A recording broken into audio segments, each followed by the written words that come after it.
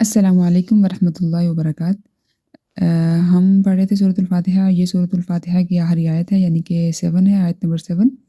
بسم اللہ الرحمن الرحیم، صراط الذین انعمت علیہم، صراط کا مطلب ہوتا ہے راستہ، الذین ان لوگوں کا، انعمت انعام کیا تو نے، ٹھیک ہے، علیہم ہم کا مطلب ان علا پر،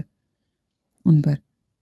صراط الذین انعمت علیہم، ان لوگوں کا راستہ دکھا جن پر تو نے انعام کیا،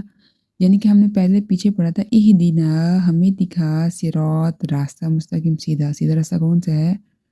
جہاں ہم اللہ سے دعا مانگ رہے ہیں اپنی ہر نماز میں کہ اے اللہ پاک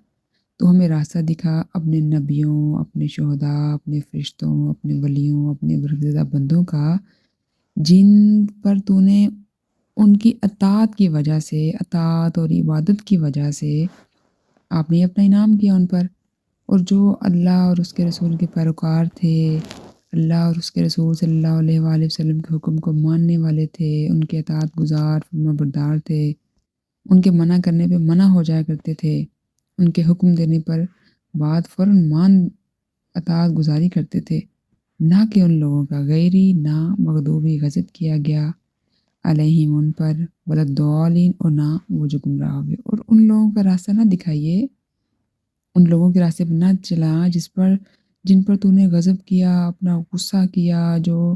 گمراہی میں پڑ گئے، مارے مارے پھرتے ہیں، جن کو ہدایت کی بات سن کے بھی دل میں کچھ نہیں ہوتا، ذرا سی فیلنگ نہیں آتی، وہ گمراہی میں پڑے ہوئے ہیں۔ تو اللہ پاک یہاں ہم اللہ سے دعا کر رہے ہیں، ہمیں راستہ دکھائیے ان لوگوں کا جن پر تو نے انعام کیا۔